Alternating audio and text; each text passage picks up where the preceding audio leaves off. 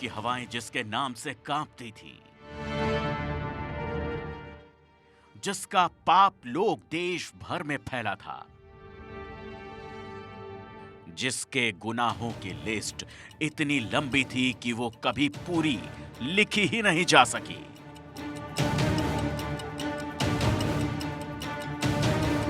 उस माफिया के आतंक के अनंत लोक की शुरुआत आज के प्रयागराज के चकिया से हुई थी।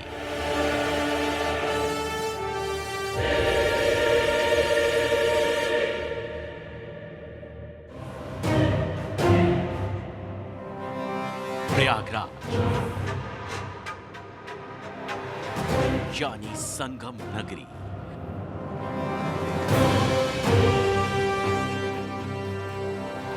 प्रयागराज का नाम तब इलाहाबाद हुआ करता था। संगम के तट पर पानी शीशे की तरह चमकता था। हर कोई संगम के साहिल पर बैठकर आराम करता था।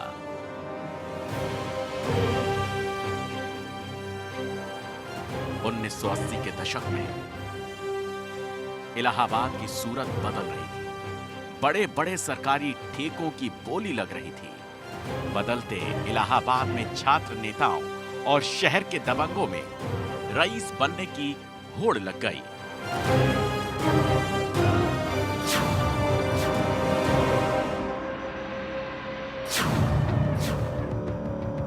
कल ठेका छोटे हैं, मुंशी जी को बोल दीजिएगा कि ठेका हमका ही चाहिए।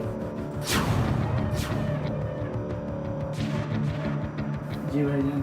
अगर ठेका हमको नहीं दिए तो बोल देना कि मुंशी ऊपर जाएंगे।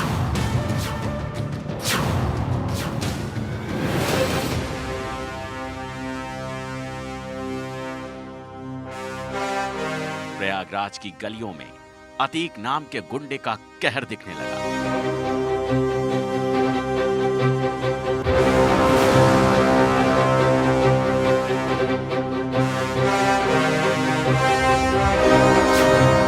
अतीक शहर में वसूली करने लगा और धीरे धीरे प्रयागराज में अपने पांव जमाने लगा। भैया अतीक के आदमी है, हफ्ता दो। अतीक के आदमी है, तुम्हें पता नहीं है क्या? हफ्ता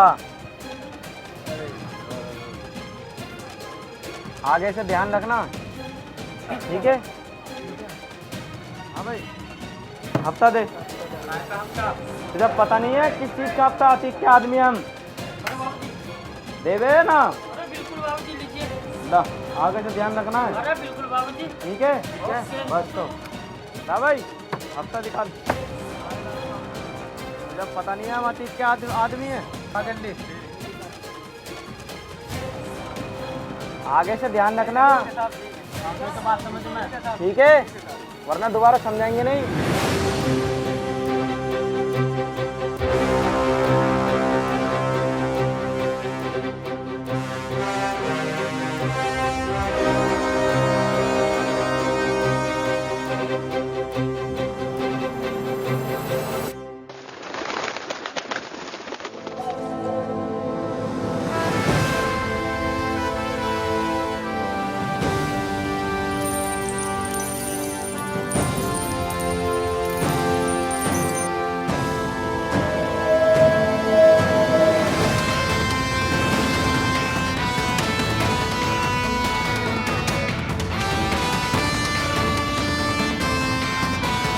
अतीक अहमद का आतंक प्रयागराज से बाहर फैलने, मारपीट, हत्या, जमीनों पर कब्जा, हफ्ता वसूली। अतीक के आदमी है, तुम्हें पता नहीं है क्या?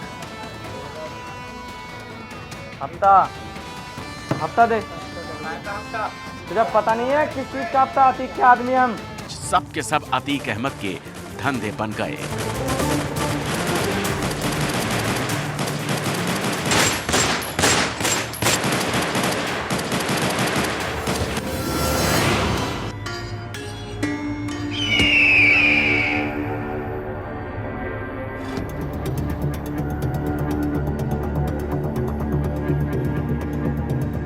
अरे आवाज तो पहचान ही गए होगे। बोली से मानोगे या गोली से? अरे हम तुम्हारे बाप बोल रहे हैं अतीक। आज ही काम हो जाना चाहिए, अगर नहीं हुआ तो अपनी खैरियत समझ लेना, समझे? हाँ, समझ जाइए।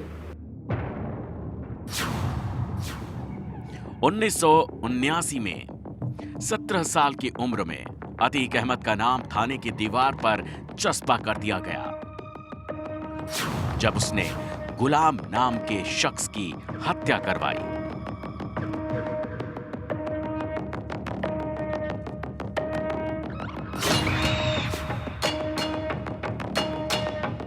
और तांगा चलाने वाले फिरोज अहमद के बेटे अतीक अहमद ने जुर्म की दुनिया में पहला कदम रखा।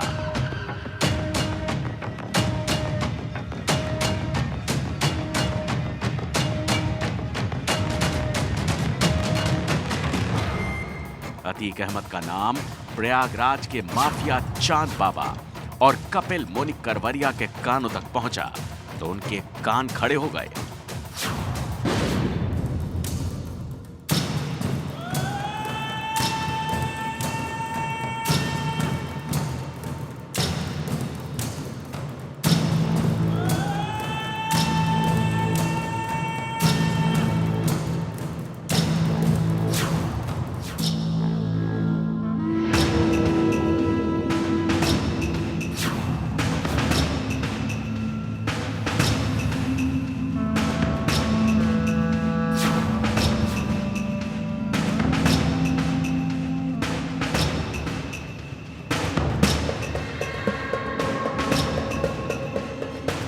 बाबा, एक अतीक पैदा हुआ है शहर में। हाँ सुना है, वसूली भी कर रहा है।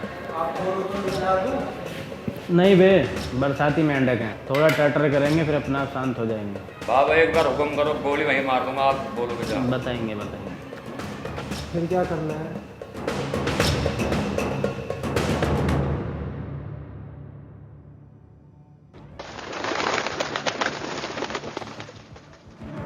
उन्नीस 1986 का साल कैलेंडर में छप चुका था। अतीक अहमद के गुनाहों की फहरिस्त बड़ी होने लगी। अतीक अहमद ने अपनी गैंग बनाई और पूरे उत्तर प्रदेश में दहशत फैलाने लगा।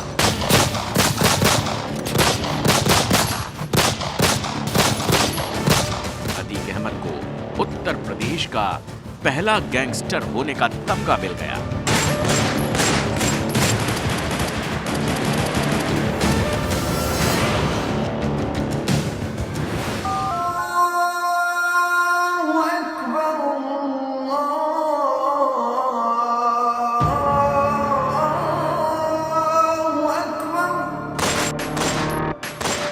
अबे तुम क्या समझे थे हैं?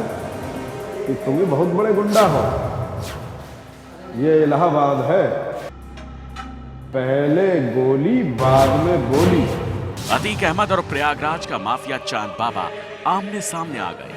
दोनों एक दूसरे के गैंग को खत्म कर अपना अपना वर्चस्व बढ़ाने के लिए वारदातों को अंजाम देने लगे।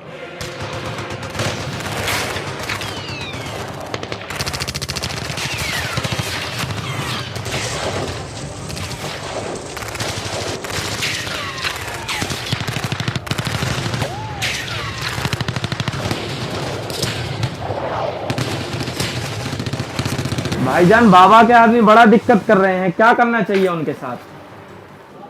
बाबा के आदमी दिक्कत कर रहे हैं, उनको बुलाइए। लगता है अब चांद बाबा के साथ मिलके काम करना पड़ेगा। भाईजान, वो आदमी ठीक नहीं है, उनके साथ हम काम नहीं करेगा। भाईजान, आप हमारी बात समझिए, कभी कभार छोटे आदमी भी काम आ जाते हैं। नहीं नहीं, अब बुलाइए, जो फैसला हो गया सो हो गया। उनको कल बुलाइए, मीटिंग रखवाइए, फिक्स कराइए, ठीक है? भाईजान, आप बात समझिएगा। बस हम जो बोल दिए सो ठीक। अतीक और चांद बाबा एक दूसरे के जानी दुश्मन हो गए। ऐसे में अतीक के गुर्गों की हलक के नीचे यह बात बिल्कुल नहीं उतर रही थी कि भाई चांद बाबा के साथ कैसे काम करेंगे।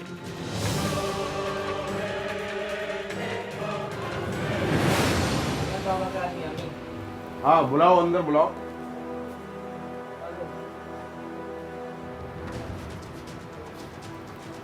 आइए आइए आइए आइए, सब कुशल मंगल हैं? आइए बैठिए बैठिए। और कैसा चल रहा है? बढ़िया चल रहा है तो। आजकल चांद का काफी नाम चल रहा है। बहुत ज़्यादा, बहुत ज़्यादा। तुम्हारा भी चांद के साथ अच्छा रुतबा चल रहा है, बहुत बढ़िया। बिल्कुल। आप आए, बहुत अच्छी बात है। हमने आपको बुलाया है इसलिए कि क्या मेरे साथ काम करोगे? बिल्कुल करेंगे। बताओ करोगे क्या? बिल्कुल करेंगे। करोगे तो खाओ कसम। ये लो जी, कसम खा रहे हैं जी, ये लो। आपके साथ। ठीक है, आपके साथ है। ठीक है, आज से जाओ, हमारा आशीर्वाद है तुम्हारे साथ। ठीक है जी। राम राम जी। अतीक अहमद की इस चाल ने प्रयागराज की गुंडई को अपने पाले में घसीट लिया। भाईजान क्या दिमाग लगाया है, दशरथ सारा दिमाग ही बनना गया। बाबा के आदमी हमारी तरफ हो गया, मान गए आपको। बहुत बढ़िया। अरे अभी देखिए, अभी तो खेल शुरू हुआ है, आगे आगे देखते रहिए क्या होता है। अरे अभी तो खेल शुरू हुआ है। जुर्म की जमीन पर अतीक अपनी दहशत की फसल उगा चुका था, लेकिन उसे काटने के लिए अतीक सियासी हथियार की तलाश में था। अतीक और पुलिस की लुका छिपी का खेल भी आम हो चला था। एक वक्त ऐसा भी आया जब अतीक और उसके करीबियों पर पुलिस एनकाउंटर में मारे जाने का खतरा मंडराने लगा। जुर्म की जमीन पर अतीक अपनी दहशत की फसल उगा चुका था, लेकिन उसे काटने के लिए अतीक सियासी हथियार की तलाश में था। अतीक और पुलिस की लुका छिपी का खेल भी आम हो चला था। एक वक्त ऐसा भी आया जब अतीक और उसके करीबियों पर पुलिस एनकाउंटर में मारे जाने का खतरा मंडराने लगा। पुलिस एनकाउंटर से बचने के लिए अतीक ने सांप्रदायिक कार्ड खेला और 1989 में हुए यूपी के विधानसभा चुनावों में 1989 में प्रयागराज पश्चिमी सीट से निर्दलीय उम्मीदवार के तौर पर किस्मत आजमाई। इस चुनाव में तत्कालीन पार्षद और अतीक का जानी दुश्मन चांद बाबा भी चुनावी मैदान में था, लेकिन अतीक चांद बाबा पर भारी पड़ा और चुनाव जीत गया।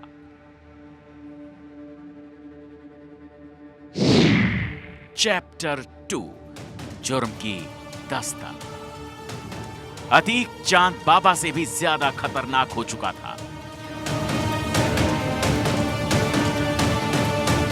अपराध और सियासत में बड़ा नाम बनने के बाद अतीक अब चांद बाबा को अपने रास्ते से हटाना चाहता था और विधायक बनने के कुछ महीनों बाद रोशन बाग इलाके के कबाब पराठे की दुकान पर उसे अपने गुर्गों के साथ मिलकर गोली और बम से मौत के घाट उतार दिया।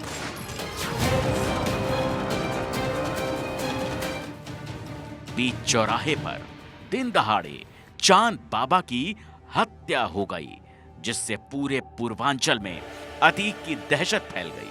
अतीक का आतंक और बढ़ गया।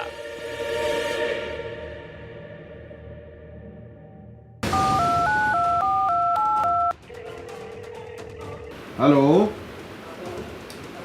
जैद,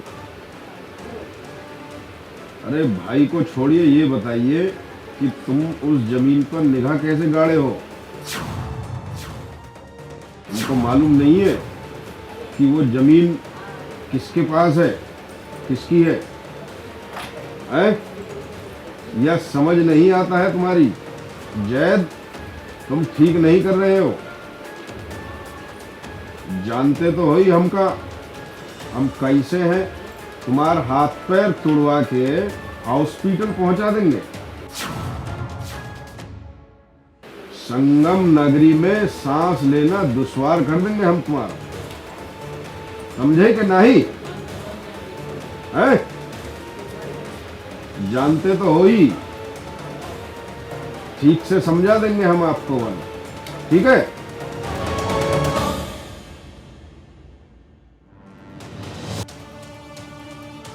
चांद बाबा की हत्या के बाद अतीक जिसे चाहता था उठा लेता, जिसे चाहता उससे फिरौती लेता, जिससे चाहता मार देता। उसका कोई भी बाल बांका नहीं कर पाता था। अतीक को अपने गैंगस्टर बनने का घमंड हो चला था। उगाही का धंधा उसे गर्व का एहसास कराने लगा। अतीक अहमद को मुगालता हो गया कि उससे ऊपर कोई नहीं है। वो ही कानून है, वो ही संविधान है, वो ही सबसे महान है।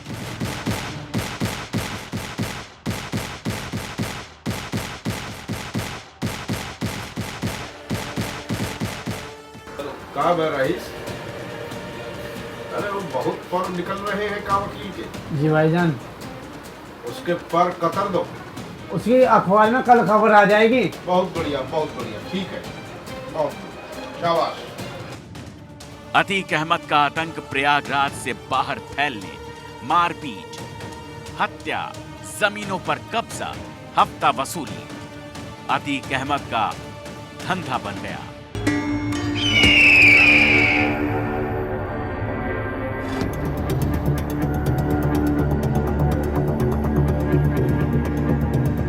अरे आवाज तो पहचान ही गए होगे। बोली से मानोगे या गोली से? अरे हम तुम्हारे बाप बोल रहे हैं अतीक। आज ही काम हो जाना चाहिए। अगर नहीं हुआ तो अपनी खैरियत समझ लेना, समझे? हाँ, समझ जाइए। चैप्टर 3, चकिया का चंगेजा। अतीक के जुर्म में उसका भाई अशरफ भी साथ दे रहा था। दोनों भाइयों का प्रयागराज में आतंक था, जिनकी कहानियां आज भी इनके जुल्म सितम की गवाही दे रही हैं। 1994 में पार्षद अशफाक उर्फ कुन्नो की हत्या हुई, जिसमें अतीक और अशरफ का नाम आया। किसी पुलिस वाले ने कार्रवाई नहीं की। बाद में इसी मामले में 1999 में तत्कालीन एसपी सिटी ने अशरफ को गिरफ्तार कर लिया।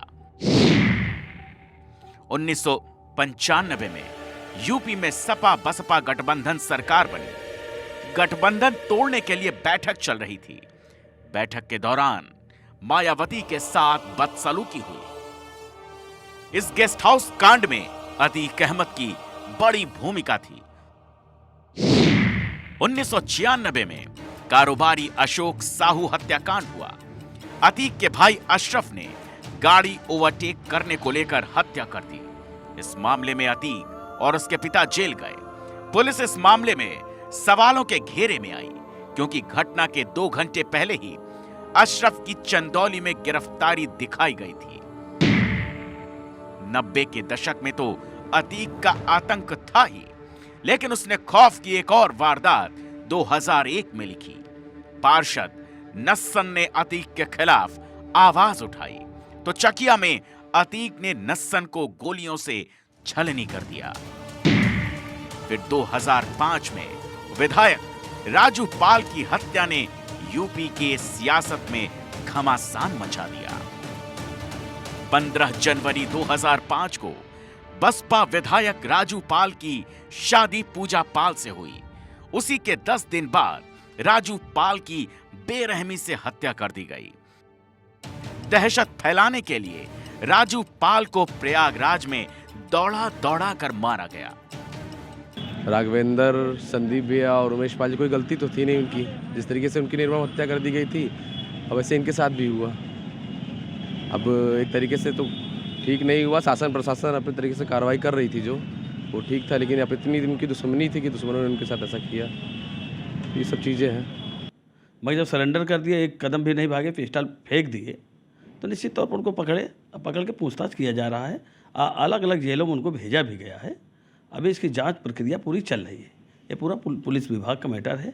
पूरा प्रशासन, पूरा कानून व्यवस्था मेरा देख रहा है। इसी तरीके से पूरे शहर में सनसनीखेज आप जान ही रहे हैं कि किस तरीके से हत्या हुआ। उमेश पाल मिले, फिर राजू पाल मिले, तमाम चीज़ें रही हैं।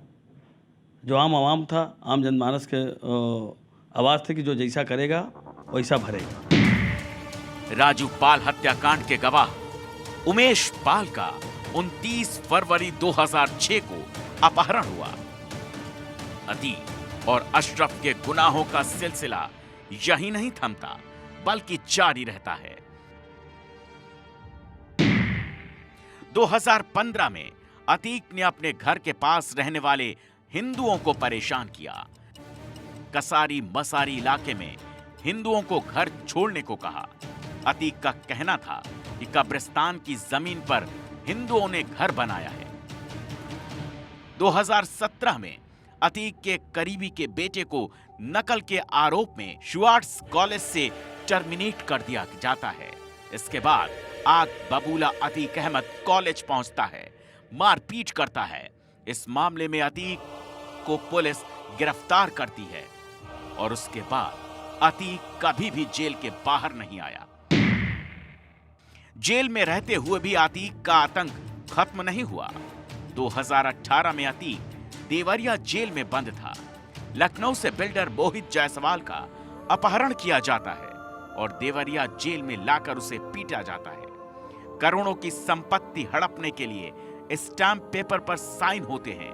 इसी मामले में अतीक के बेटे उमर पर केस दर्ज हुआ। ये तमाम वो मामले हैं जो गवाही देते हैं अतीक और अशरफ के गुनाहों की, इनके जुल्मो सितम की, इनकी दबंगई की। अतीक पर मामलों की फहरिस्त भी कम नहीं थी। 44 साल में अतीक अहमद पर 101 मामले दर्ज हुए थे, जिनमें हत्या के 8, हत्या की कोशिश के 8 केस हैं। अतीक की दहशत इतनी थी कि लोग केस नहीं कराते। जो कह भी देता था तो बाद में गवाही देने से मुकर जाता। अतीक का आतंक चकिया और धूमनगंज से निकलकर पूरे उत्तर प्रदेश में फैल चुका था, जिसे याद कर आज भी लोग सहम जाते हैं। 31 दिसंबर 2021 को मैं अपने ही आवास पे बैठा हुआ था, तभी अचानक से अली, अतीक और आसाद कालिया वगैरह तीनों ये लोग 3 गाड़ियों से आते हैं और मुझको घेर लेते हैं। घेरने के बाद ये सब घेर के तमंचे, पिस्टल, राइफल, बहुत सारे असलहे लिए थे। सब ये मेरी बॉडी पे ऊपर से नीचे तक लगा देते हैं। फिर उसके बाद जो है, जब फिर अली अतीक कहता है कि लो अब्बा से बात करो, तो मैं उस समय तो ऐसे भय का माहौल था, मुझे करना ही पड़ता। तो उसके बाद मैंने बात करी तो मैंने कहा जी बताइए। तो उधर से अतीक अहमद कहते हैं कि तुमको बहुत नेतागिरी आती है, जब तुमसे बार बार कह रहे हैं कि जमीन शाइस्ता परवीन के नाम लिख दो, नहीं तो 5 करोड़ रुपए रंगदारी आसाद कालिया और अली के यहाँ से पहुँचवा दो। चलो विधायक जी बुलाए, विधायक बन गए। कहीं चलो विधायक जी बुलाए, तो जब विधायक जी कहानी बुलाना चालू कराए लगे, चलो विधायक, मैं सोचे कि हो सकता है मुझको कुछ मदद मिल जाए। तो मदद की बजाय वहाँ मुझको डांटने डपटने लगे, कहे ना जो है तो अपना भला चाहती हो, अपने बच्चों को भला चाहती हो तो आप जो है तो छोड़ दो जमीन, मुकदमा उठा लो, नहीं तो उनको हाँ जान से मार डालेंगे। जैसे मुर्गी हलाल की जाती उसी तरीके हलाल कर देंगे। एक भाई के साथी लेवा लेके गई रही, तो भाई को करंट छुआ के उनको मारे। उन्होंने आकर के यहाँ यूनिवर्सिटी में तहलका मचाया, अपने 30-35 साथियों के साथ आए और यहाँ पे जो है तोड़फोड़ मारपीट किया। आपने उनके खिलाफ FIR दर्ज कराई, वो माफिया थे, तो आपको डर नहीं लग रहा था? नहीं भाई, हमारे संस्थान में, हमारी यूनिवर्सिटी है। अगर हम इस तरीके से लोगों से डरते रहेंगे तो हम यूनिवर्सिटी कैसे चलाएंगे? हम यूनिवर्सिटी चलाने के लिए तो हमको उनका सामना करना ही पड़ेगा। तो इसी सामना करने के लिए हमने FIR कराई। फिर वो जो है हमारे केस में ही फिर वो जेल गए। जेल जाने के बाद अब उनकी सारी जितने 100-102 जितने मुकदमे थे, सारे मुकदमे खुल गए।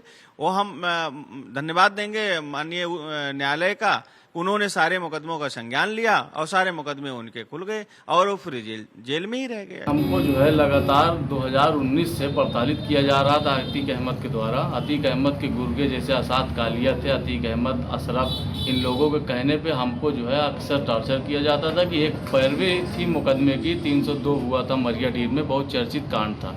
उसमें हमारे भाइयों को फंसाया गया था, उसमें हम पैरवी कर रहे थे, जिसमें पुलिस की तरफ से क्लीन चिट भी मिली थी, लेकिन फिर भी हमारे भाइयों को अपने वकील के जरिए से जेल भी भेजा गया। उनको जेल से जब छूट के आए तो हमको जो है पैरवी करने से मना किया जा रहा था।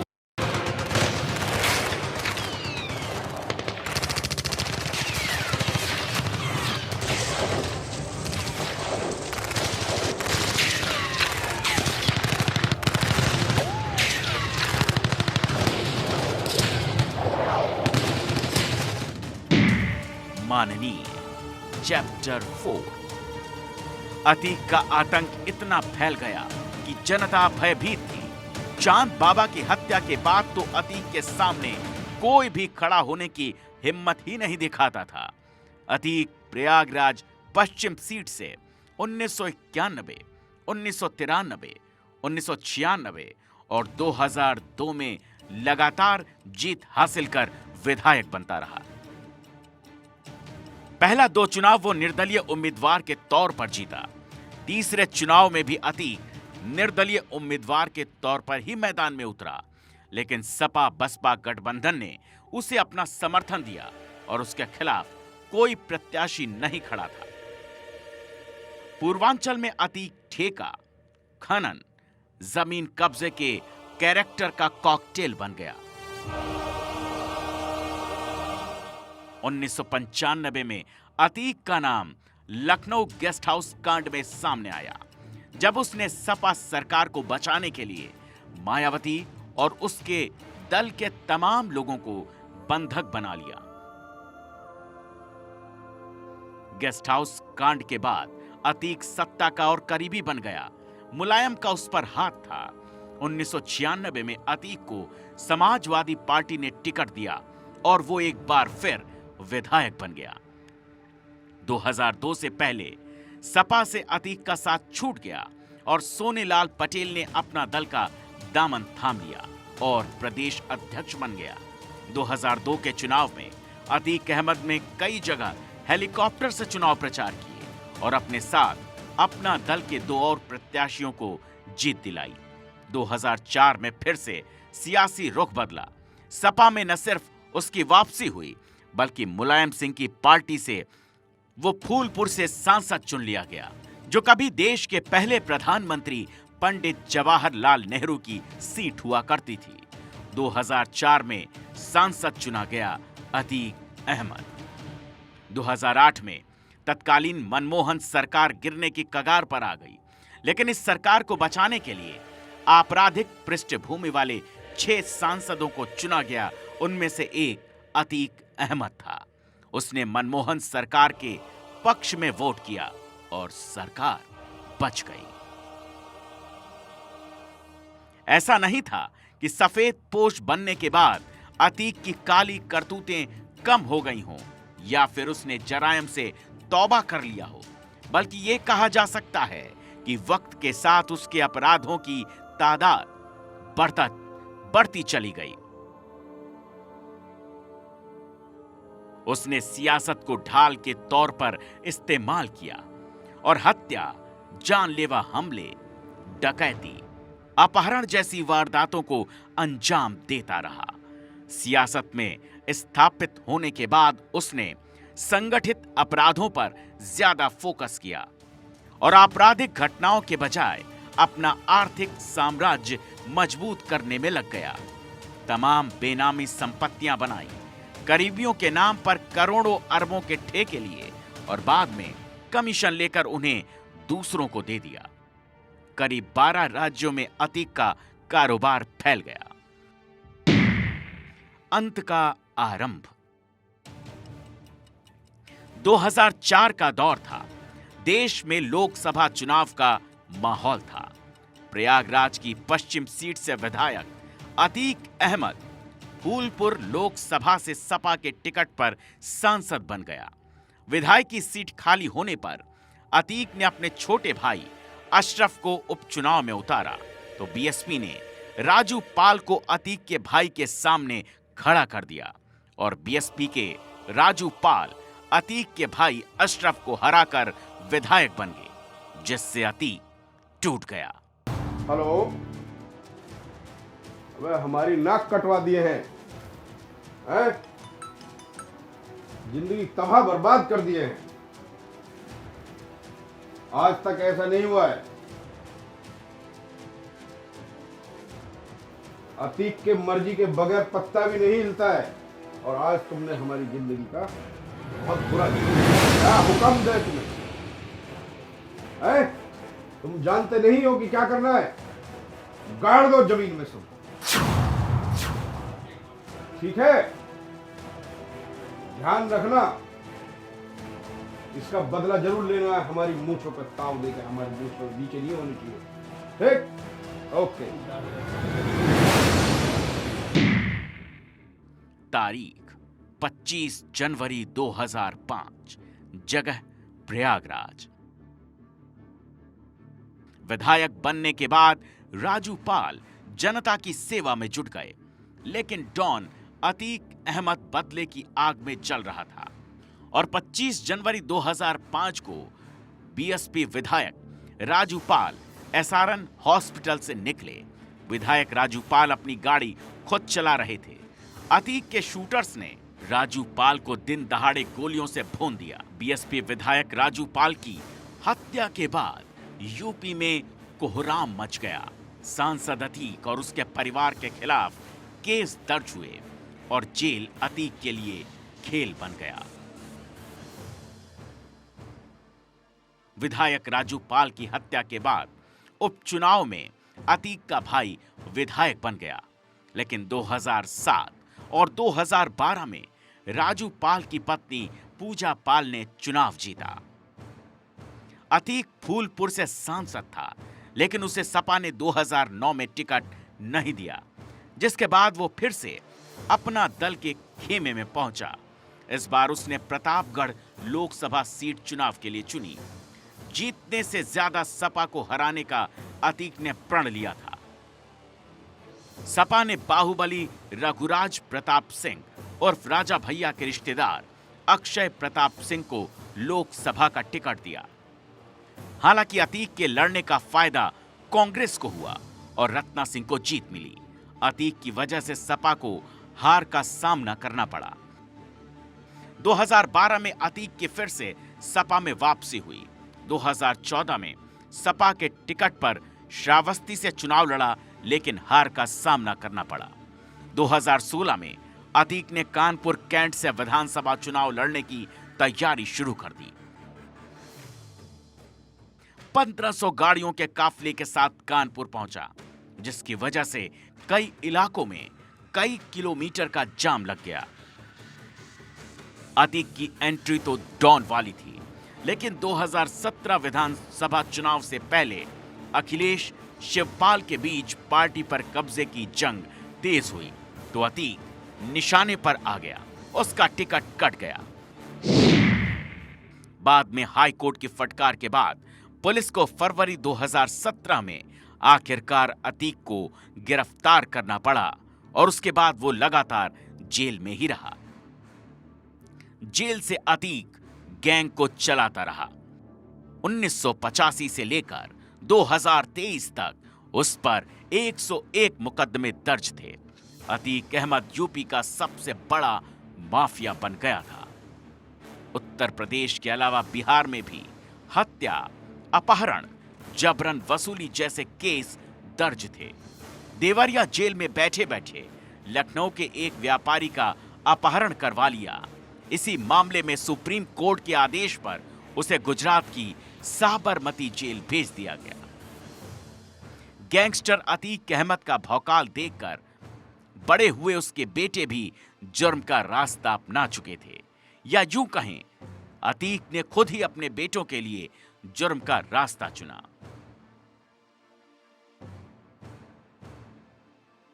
जुर्म के दुनिया में करियर तैयार किया और अतीक ने अपने बेटों को कॉपी कलम किताब की जगह तमंचा थमा दिया, जिसमें असद सबसे आगे निकल गया। भाई रिजल्ट आ गया है। अब पापा कह रहे हैं डॉक्टर बनने के लिए, कि डॉक्टर का बेटा तो डॉक्टर ही बनेगा। भाई यही हाल मेरा है, घर वाले बोल रहे हैं टीचर बन जाओ, टीचर की नौकरी बढ़िया, टीचर का बेटा टीचर। यार असद कुछ आगे सोचा है, नहीं सोचा फ्यूचर में क्या करना है क्या नहीं करना है? सोचा तो था, विदेश जाएंगे, पढ़ाई करेंगे, वकील बनेंगे। फिर क्या प्लान चेंज कर दिया? अब डॉक्टर का बेटा डॉक्टर, टीचर का बेटा टीचर, तो डॉन का बेटा डॉन बनेगा।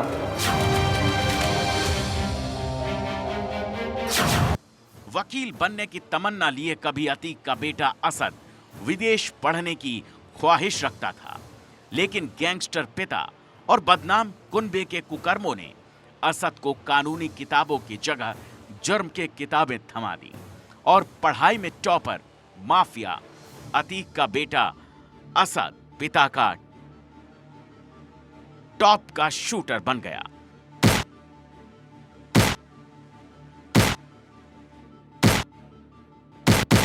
असद अहमद ने 10 साल की उम्र में तमंचा पकड़ लिया था।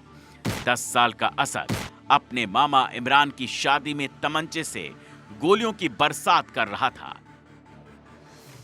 जुर्म के दुनिया में अपने 10 साल के बेटे को निडर बनाता माफिया अतीक उसे शाबाशी दे रहा था। अतीक ने बचपन में ही अपने बेटे का करियर प्लान कर दिया था। बड़ा होकर उसका बेटा भी डॉन बनेगा, लोगों का खून बहाएगा, पिता के नक्शे कदम पर चलेगा।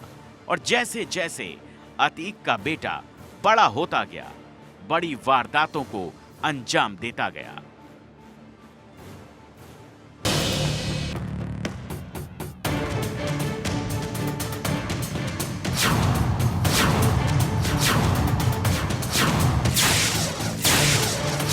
बेटा गुंडई तो हमें विरासत में मिली है। जिन हथियारों से तुम खेल रहे हो ना, उन हथियारों से हमने खेल के छोड़ दिया बचपन में। तुम डॉक्टर बन के क्या कर लोगे? भाई डॉक्टर बन के लोगों का इलाज करेंगे, पैसा कमाएंगे। टीचर बन के बच्चों को पढ़ाएंगे, पैसा कमाएंगे। अरे जितना भी कमाओगे देने तो यहीं आओगे। भाई कमाएंगे हम, अब देना तुम आएंगे। गोली के आगे बोली नहीं चलती। पट्टी पे जब तमंचा रखेंगे तो सब यहीं देने आओगे। ये धंधा सबसे आराम का है। नाम का नाम, काम का काम और दाम का दाम, और जलवा तो है ही। विरासत में मिली जुर्म की वसीयत को असद ने बड़ी शिद्दत से संभाला। अतीक अहमद ने अपने बेटे को विरासत में कॉपी कलम की जगह बंदूक दी।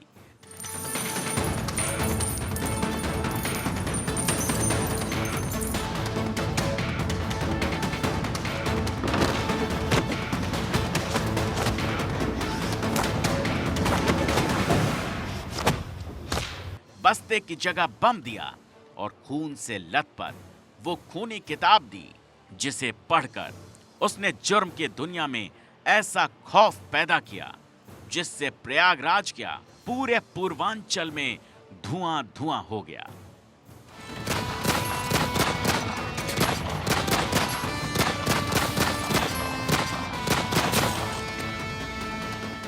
जेल में कैद पिता माफिया अतीक अहमद का बदला लेने के लिए असद ने दुश्मनों पर बंदूक तान दी। जो उसके सामने आया उसने उसे हटा दिया।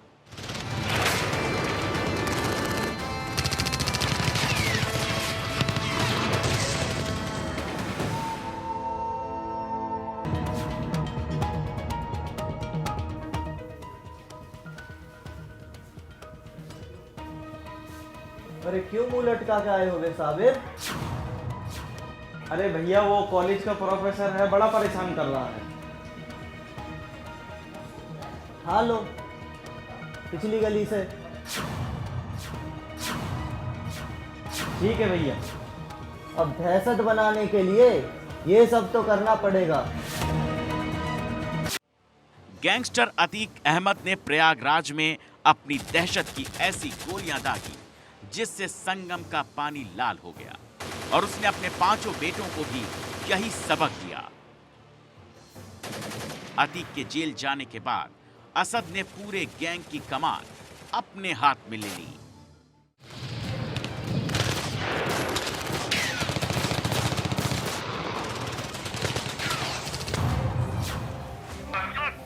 जी अब्बा। कहाँ? घर हूँ अब्बा।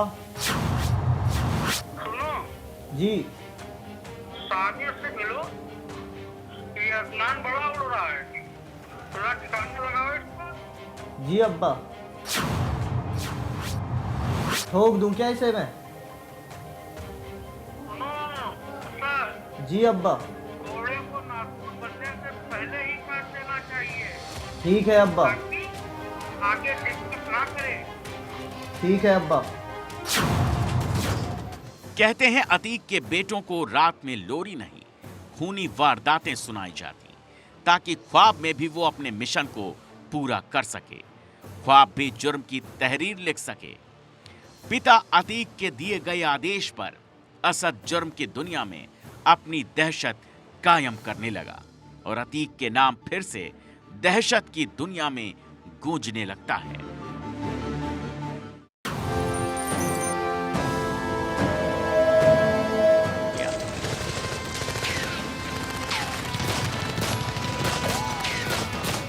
असद अपने पिता की तरह ही शहर, गली, मोहल्ले में अपना दबदबा कायम करने लगता है।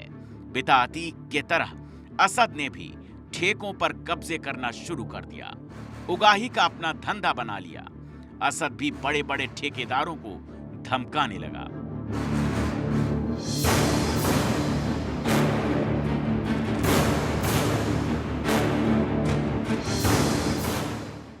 हेलो ठेकेदार साहब, क्या हाल है? क्या बात है, ठेका कैसा चल रहा है? तुम ठेका किसे दे रहे हो? भाई ठेका मुझे ही मिलना चाहिए। देखना वेखना कुछ नहीं है, ठेका ही चाहिए, वरना हम तुम्हें देखने लायक नहीं छोड़ेंगे। समझ गए? समझा कि नहीं? समझ गए? समझा कि नहीं? अतीक अहमद का मतलब प्रयागराज का चकिया मोहल्ला और चकिया मोहल्ले का मतलब अतीक अहमद। गैंगस्टर अतीक अहमद ने बारूद की जमीन बिछाकर जुर्म की जो खेती की, उसकी वसीयत अपने बेटों के नाम कर दी।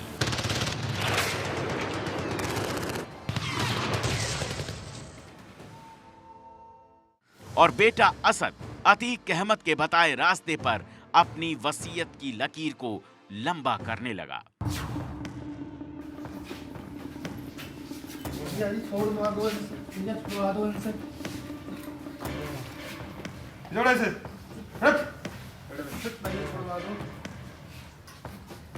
लगवाओ फोन इसके बाप को।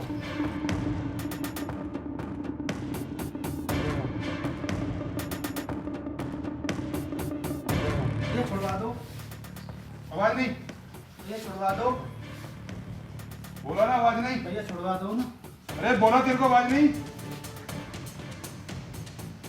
हेलो, असद बोल रहा हूँ, अतीक का बेटा। तुम्हारा बेटा मेरे पास है, पैसे का इंतजाम करो, 20 लाख रुपए का। ठीक है, 15 लाख का इंतजाम करो फिर, नहीं तो इसकी लाश भी नहीं मिलेगी तुम्हें। बंदा भेज रहा हूं मैं, उसको पैसे दे देना। ठीक है? भैया छोड़ दो। भैया छोड़ दो ना। भैया छोड़ दो। भैया छोड़ दो ना। भैया छोड़ दो ना। भैया छोड़ दो। भैया छोड़ दो। भैया छोड़ दो।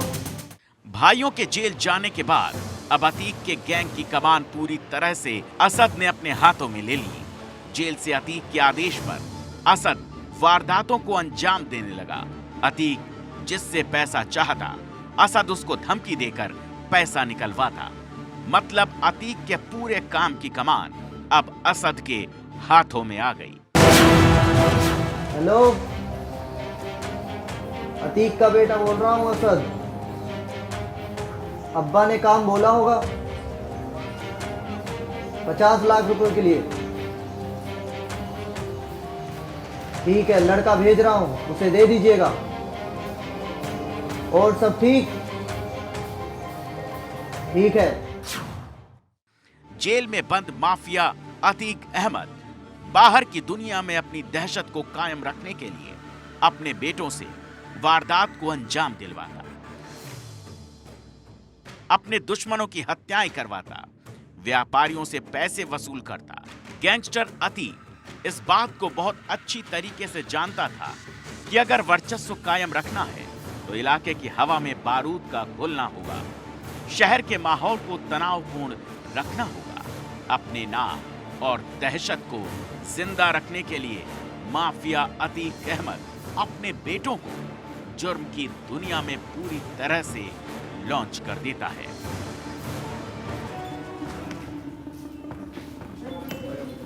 बैठो, आओ भाई बैठो। अब्बा, हाँ ये लोग आ गए हैं। ठीक है, अब्बा का फोन आया था, धर्मवीर से पैसे लेने हैं। ठीक है भाई, कोई बात नहीं, हम ले लेंगे उससे, कल ले लेंगे। वो बात का लोड नहीं ले रहा है। कोई बात नहीं भाईजान, वो लोड नहीं ले रहा है, उसे हम लोड कर देंगे।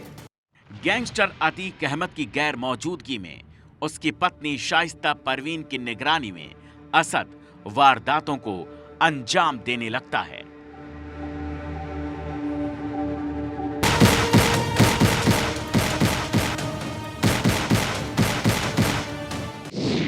चैप्टर 6 अंत कथा। उत्तर प्रदेश में सरकार बदल चुकी थी, योगी का राज आ चुका था, जिसके बाद अतीक के खिलाफ एक्शन शुरू हो चुका था। करीब 1700 करोड़ की बेनामी संपत्ति पर एक्शन लिया जा चुका था। इसी बीच राजू पाल हत्याकांड के एकमात्र गवाह उमेश पाल से फिर से अतीक अशरफ समेत पूरी गैंग को खतरा था। उमेश पाल ही था जिसकी वजह से सभी को फांसी हो सकती थी। तभी तो अतीक अहमद इस आखिरी सबूत को मिटाने की प्लानिंग कर रहा था और उसने जेल से ही उमेश पाल की हत्या की खूनी प्रिंट को निकाल दिया। हेलो,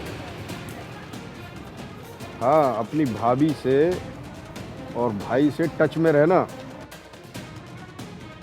उनको फोन भी कर दिया है मैंने, ठीक है? बहुत कायदे से काम निकालना है, ये सबूत मिटाकर ही सांस लेनी है, ये ध्यान रखना। और कोई गलती ना हो, इस चीज़ का खास तौर पर ध्यान रखा जाए, ठीक है? हाँ ठीक है, रखता हूँ। उमेश पाल की हत्या के लिए माफिया अतीक अहमद ने अपने शूटर तैयार किए। बेटे असद को कमान दी। माफिया अतीक की पत्नी शाइस्ता परवीन भी शूटर्स के साथ उमेश पाल की हत्या की प्लानिंग कर रही थी। 19 फरवरी को अतीक की पत्नी शाइस्ता परवीन अतीक गैंग के शूटर बल्ली उर्फ सुधांशु के घर प्लानिंग करने पहुंचती है। उमेश पाल की हत्या करने के लिए अतीक के बेटे असद ने अपनी मां शाइस्ता के साथ मिलकर पूरा खाका तैयार किया। असद ने ही सारे शूटर्स को इकट्ठा किया और उमेश पाल की हत्या का ब्लूप्रिंट निकाल दिया। कल की क्या तैयारी है? भाई कल की फुल तैयारी है, उसकी पूरी लोकेशन निकाल ली है। वो जैसे ही कोर्ट से घर के लिए निकलेगा, गाड़ी से उतरते ही उसको समझ। कोर्ट से वापस घर लौटते वक्त 24 फरवरी 2023 को अतीक के बेटे असद ने शूटर्स के साथ मिलकर दिन दहाड़े उमेश पाल की हत्या करवा दी। उमेश पाल की हत्या में असद का नाम आने के बाद असद की मां ने अपने पति अतीक से नाराजगी जाहिर की थी। असद की मां शाइस्ता परवीन बेहद डरी हुई थी और उसने अतीक से काफी कुछ बातें कही। सूत्रों के मुताबिक शाइस्ता और अतीक में उमेश पाल को लेकर बातें हुई। उमेश पाल की हत्या में असद का नाम आने के बाद असद की मां ने अपने पति अतीक से नाराजगी जाहिर की। शाइस्ता ने अतीक से रोते हुए कहा, असद तो अभी बच्चा है।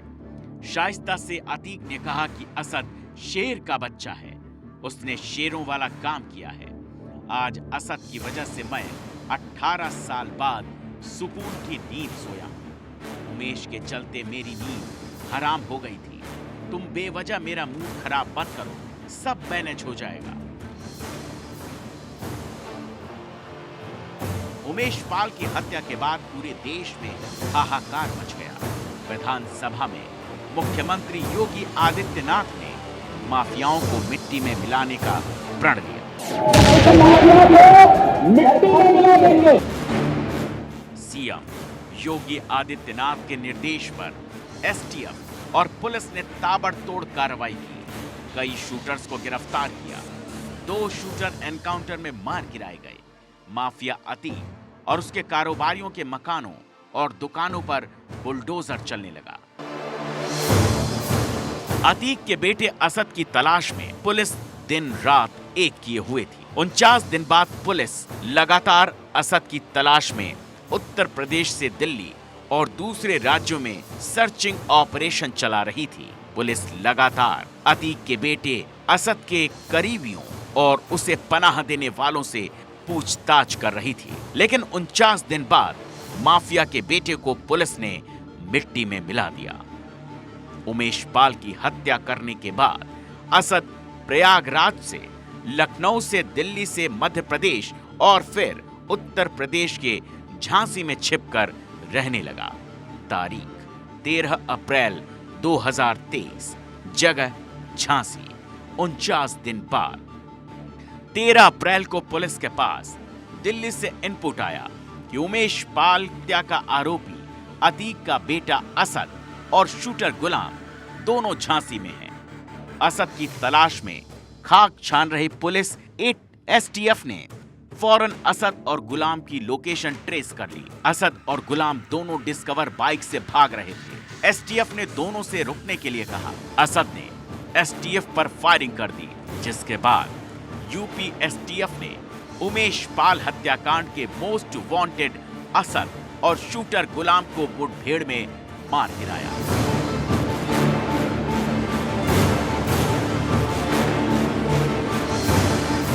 जिस अतीक के हुक्म पर हवाएं सांस रोक लेती थी, अतीक ने अपनी दहशत से जिन वारदातों के महल खड़े किए थे वो ताश के पत्तों की तरह ढह गए। बेगुनाहों को रुलाने वाला अतीक उस दिन रो रहा था, अपने किए पर पछता रहा था। चैप्टर 7, जैसी करनी वैसी भरनी। अतीक अहमद, ये नाम सुनकर कभी कभी लोग थर थर कांपते थे। अतीक के खिलाफ आने वाले केस की सुनवाई करने से जज तक डरते थे। उसी अतीक के फरार बेटे का एनकाउंटर हो चुका था। खुद अतीक उमेश पाल अपहरण कांड में उम्र कैद की सजा पा चुका था। उसके दोनों बेटे जेल में और दोनों छोटे बेटे बाल सुधार गृह में बंद हैं। अतीक की पत्नी शाइस्ता परवीन भी फरार है, जिसकी पुलिस तलाश कर रही है। वो छिपती फिर रही है। अतीक के पापों का ही फल था कि उसे अपने बेटों के जनाजे पर जाने की अनुमति कोर्ट ने नहीं दी। जिस दिन अतीक का बेटा असद सुपुर्द खाक हुआ, उसी दिन अतीक और उसके भाई अशरफ को 3 हमलावरों ने गोली मार दी।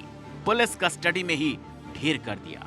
अतीक को उसकी करनी की भरनी ठीक उसी तरह करनी पड़ी जैसे वो 40 साल से करता आ रहा था। साबरमती जेल से लाए गए अतीक अहमद और उसके भाई अशरफ को पुलिस मेडिकल टेस्ट के लिए अस्पताल ले जा रही थी। ठीक उसी समय मीडिया के भेस में आए 3 हमलावरों ने ताबड़तोड़ 25 राउंड फायरिंग कर फुल पैकअप कर दिया। यूपी के सबसे बड़े माफिया, पहले गैंगस्टर अतीक के लिए उसके पिछले 51 दिन कयामत के रहे। 15 दिन में 2 बार अतीक अहमद को गुजरात की साबरमती जेल से प्रयागराज लाया गया।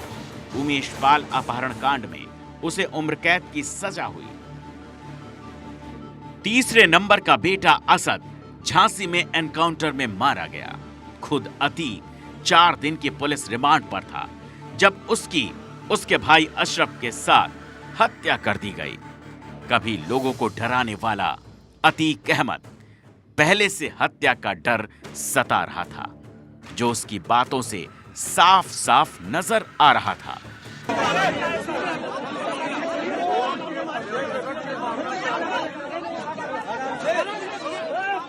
क्या कहेंगे? दोबारा से ले जा रहे हैं, सही नहीं है। करना चाहते हैं, मारना चाहते हैं। जेल में मुझको बहुत परेशान किया जा रहा है, त्रास दिया जा रहा है। कोई खून हमने वहाँ से नहीं किया, वहाँ जैमर लगे हुए हैं, कोई साजिश हमने जेल से नहीं देखी। 6 साल से मैं जेल में हूँ, मेरा पूरा परिवार बर्बाद हो चुका है। सरकार ने कहा मट्टी में मिला देंगे, तो मट्टी में तो मिल गए। अब मट्टी में मिलने के बाद रगड़े जा रहे हैं। मट्टी में तो मिल गए हैं। तो आपको डर है क्या? जहां तक अतीक अहमद जुर्म का साम्राज्य चलाया करता था, वहीं पर उसे 3 हमलावर लवलेश, सन्नी और अरुण की गोलियों से छलनी कर ढेर कर दिया गया। हत्या के पीछे का असली मकसद अभी तक पता नहीं चल सका है, लेकिन अतीक और उसके भाई अशरफ की हत्या के बाद दशकों पुराने यूपी के आतंक का अंत हो गया।